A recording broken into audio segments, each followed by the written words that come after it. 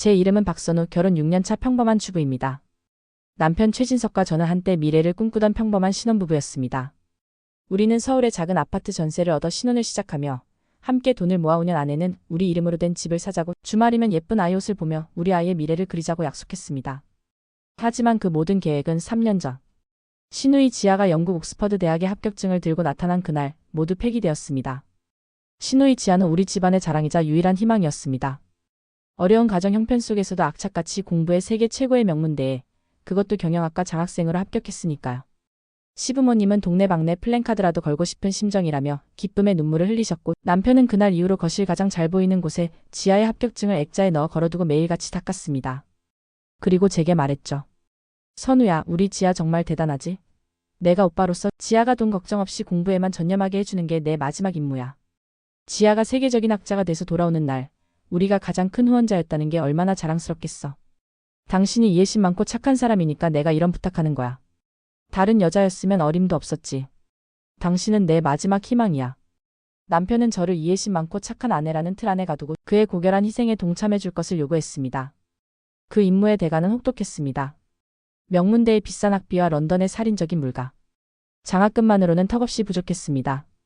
남편은 자신의 월급 대부분을 매달 1,000만 원이라는 거액을 환전해 지아에게 붙였습니다. 우리는 10년 넘은 낡은 소형차의 에어컨이 고장나도 여름 한철만 참자며 버텼고, 제 친구들이 아파트 평수를 넓혀갈 때 여전히 비좁은 전셋집을 전전해야 했습니다. 내 집 마련의 꿈은 점점 더 멀어져 갔고, 저는 30 중반이 넘도록 아이를 갖는 것마저 잠시 미루자고 먼저 이야기해야 했습니다. 시댁에 가면 시어머니는 제 손을 잡고 말씀하셨죠. 선우야, 내가 우리 집의 복덩이다. 내가 아니었으면 우리 지아가 어떻게 이런 기회를 얻었겠니? 정말 고맙다, 아가. 저는 그 칭찬과 남편의 신뢰 속에서 제 희생이 고결한 것이라 믿어 의심치 않았습니다. 그때까지만 해도 저는 제가 거대한 사기극의 가장 중요한 자금원이자 피해자라는 사실을 꿈에도 알지 못했습니다. 지아가 영국으로 떠난 지 2년이 지났을 무렵 저는 서서히 이상한 낌새를 느끼기 시작했습니다.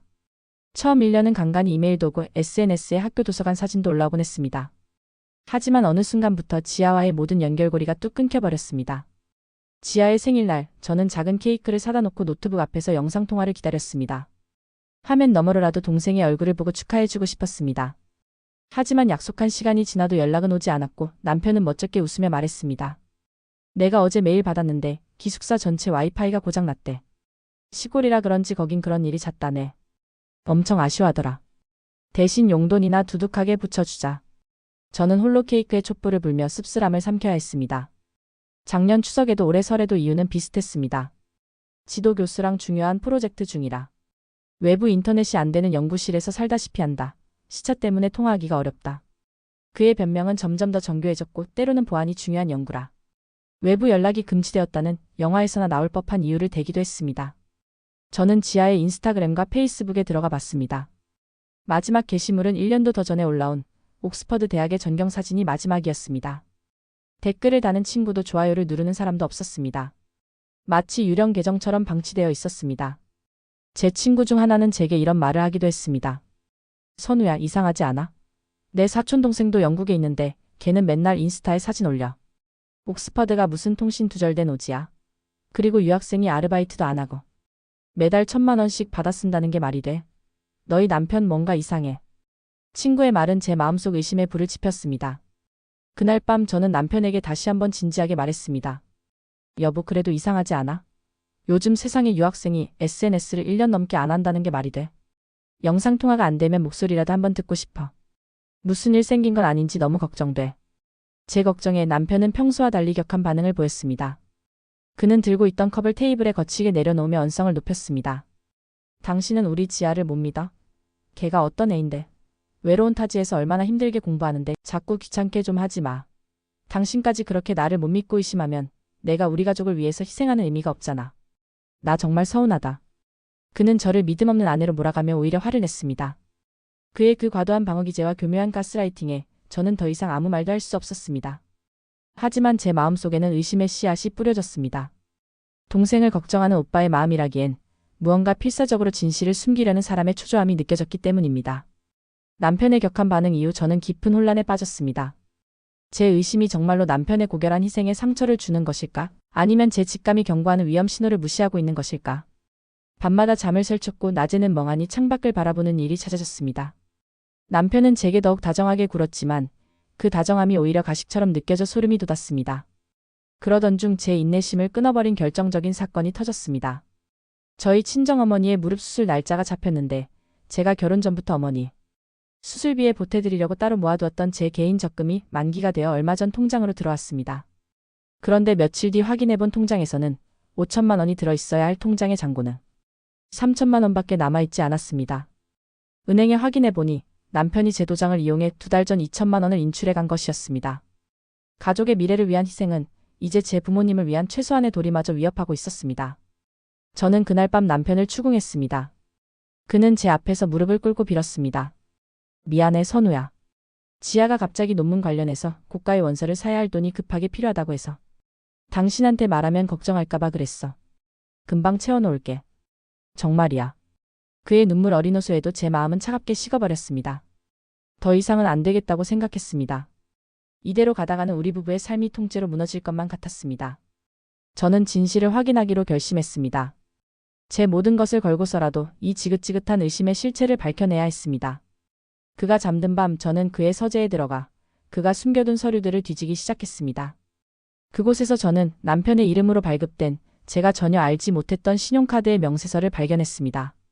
그리고 그 명세서에는 매달 인천공항 근처의 한 호텔에서 결제된 내역이 찍혀 있었습니다. 지아에게 돈을 보내기 위해 환전하러 공항에 간다는 그의 말이 거짓말일지도 모른다는 끔찍한 생각이 제 머리를 스쳤습니다. 남편의 신용카드 명세서는 제게 마지막 확신을 주었습니다. 저는 밤마다 남편이 잠든 후 거실 컴퓨터 앞에 앉았습니다. 옥스퍼드 대학의 홈페이지에 들어가 서툰 영어 실력으로 학교의 모든 규정과 시스템을 파고들었습니다. 그리고 마침내 한국인 학생의 커뮤니티 SNS를 찾아내 메시지를 보냈습니다. 안녕하세요. 저는 한국에 있는 최지아 학생의 가족입니다. 혹시 재학 중인 최지아라는 학생을 아시는 분이 계실까요? 며칠 뒤 학생회장이라는 분에게서 답장이 왔습니다. 안녕하세요. 저희가 명단을 확인해 보았지만 지난 3년간 저희 학교에 최지아라는 이름의 한국인 학생이 입학한 기록은 없습니다. 혹시 다른 학교와 착각하신 것은 아닌지요? 그 메시지를 읽는 순간 제 머릿속이 하얘졌습니다. 없다고? 입학한 기록이 없다고? 그럼 그 화려했던 합격증은 뭐지? 남편이 매달 보내는 1,000만 원은 대체 어디로 누구에게 가고 있는 거지? 저는 결심했습니다. 제 두 눈으로 직접 확인해야겠다고. 저는 남편에게 엄마가 수술 후에 회복이 더뎌서 며칠 더 친정에 머물다 와야 할 것 같아라고 거짓말을 했습니다. 남편은 고생이 많네. 장모님 잘 돌봐드려라며 제게 용돈까지 쥐어주었습니다. 저는 그 돈을 받아들고 속으로 피눈물을 삼켰습니다. 그리고 저는 친정이 있는 부산이 아닌 인천공항으로 향했습니다. 제 손에는 런던 히드로 공항으로 향하는 비행기표가 들려 있었습니다. 남편을 속이고 있다는 죄책감과 제가 마주하게 될 진실에 대한 공포감으로 심장이 미친 듯이 뛰었습니다.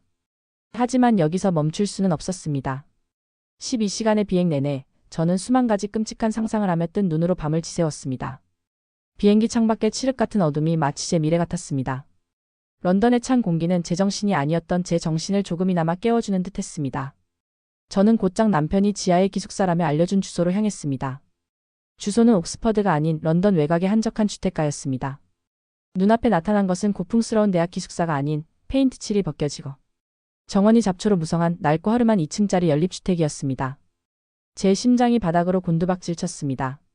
저는 그 집 앞에서 잠시 상황을 살피기로 했습니다. 1시간쯤 지났을까? 집 현관문이 열리고 한 여자가 장바구니를 들고 나왔습니다. 저와 나이가 비슷해 보이는 낯선 한국인 여자였습니다. 저는 멀리서 그녀의 사진을 찍었습니다. 그리고 그녀가 장을 보고 돌아올 때까지 저는 차가운 벤치에 앉아 제 모든 시나리오를 점검했습니다. 여자가 집으로 돌아가자 저는 심호흡을 한번 하고 그 집의 초인종을 눌렀습니다. 문이 열리고 아까 그 여자가 저를 경계하며 맞았습니다. 누구세요? 저는 휴대폰에 저장된 신우이의 사진을 보여주며 물었습니다. 혹시 최지아 양을 아시나요? 이 집에 산다고 들었는데. 여자는 사진을 보더니 코웃음을 치며 말했습니다. 그런 사람 여기 안 살아요. 주소 잘못 찾아오신 것 같은데요. 그 순간 저는 마지막 카드를 꺼냈습니다. 제가 찍어두었던 남편의 사진이었습니다. 그럼 최진석 씨는 아시나요? 제 남편입니다. 제 남편의 이름을 듣는 순간 여자의 얼굴이 굳어졌습니다. 그녀의 눈빛이 세차게 흔들렸습니다. 잠시 저를 위아래로 훑어보던 그녀는 이내 모든 것을 체념한 듯 혹은 즐기기로 한 듯 비웃음을 흘리며 말했습니다. 아, 당신이 진석 씨 부인이었어요. 말 한 번 잘했네. 그래서 이제 와서 어쩔 건데요?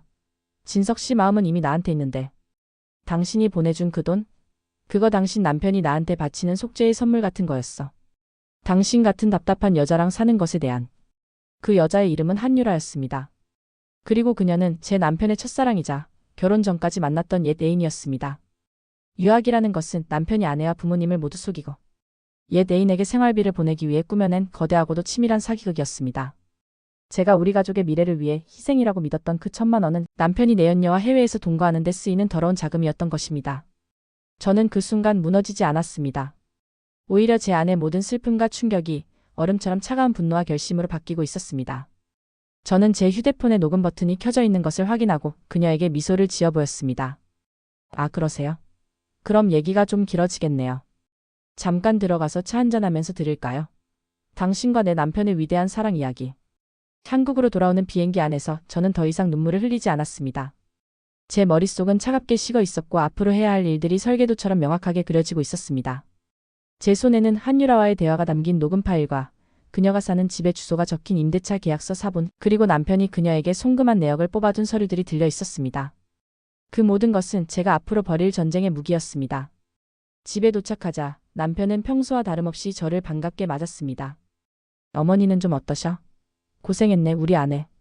저는 그의 위선적인 얼굴을 보며 제 인생 최고의 연기를 시작했습니다. 응, 이제 괜찮으셔. 피곤하다, 여보. 저는 며칠간 아무것도 모르는 척 평소처럼 행동하며 변호사를 선임하고 모든 법적 절차를 준비했습니다. 변호사는 제게 증거가 확실하여 사기 및 배임으로 형사고소까지 가능하며 이혼 시 재산분할에서 압도적으로 유리하다고 말해주었습니다. 저는 단순히 이혼만으로 이 일을 끝낼 생각이 없었습니다. 저를 기만한 대가를 그들의 인생 전체로 치르게 해주고 싶었습니다. 저는 남편의 모든 재산과 소득을 파악했고 그가 내연녀와 주고받은 이메일과 메시지들을 추가로 확보했습니다. 그리고 복수의 무대가 될 마지막 만찬을 계획했습니다. 주말 저녁, 저는 시부모님과 진짜 시누이 지아를 집으로 초대했습니다. 지아가 곧 방학이라 다 같이 모여서 저녁이라도 먹고 싶어서요. 아무것도 모르는 남편은 우리 아내가 역시 속이 깊다며 기뻐했습니다. 어색하지만 화기애애한 분위기 속에서 제가 직접 차린 저녁 식사가 끝나고 저는 모두가 모인 것이 테이블 위에 서류 봉투 하나를 올려놓았습니다. 아버님, 어머님, 그리고 지아야. 드릴 말씀이 있어요. 제가 입을 열자 남편의 얼굴이 묘하게 굳어지기 시작했습니다. 저는 먼저 지아에게 물었습니다. 지아야, 옥스퍼드 생활은 어때? 공부는 할 만하고? 지아는 어리둥절한 표정으로 저를 바라봤습니다. 네, 저 서울에 있는 대학 다니잖아요. 그 순간 시부모님과 남편의 얼굴이 하얗게 질려갔습니다. 저는 제가 런던에서 가져온 모든 증거들을 테이블 위에 펼쳐놓았습니다. 한유라의 집 사진, 임대차 계약서, 그리고 수억 원에 달하는 은행 송금 내역까지. 그리고 제 휴대폰으로 한유라의 목소리가 담긴 녹음 파일을 재생했습니다. 그래서 어쩔 건데요? 진석 씨 마음은 이미 나한테 있는데. 당신이 희생해서 보낸 돈으로 우리 여기서 아주 잘 먹고 잘 살고 있어요. 내연녀의 오만한 목소리가 거실 전체에 울려 퍼졌습니다.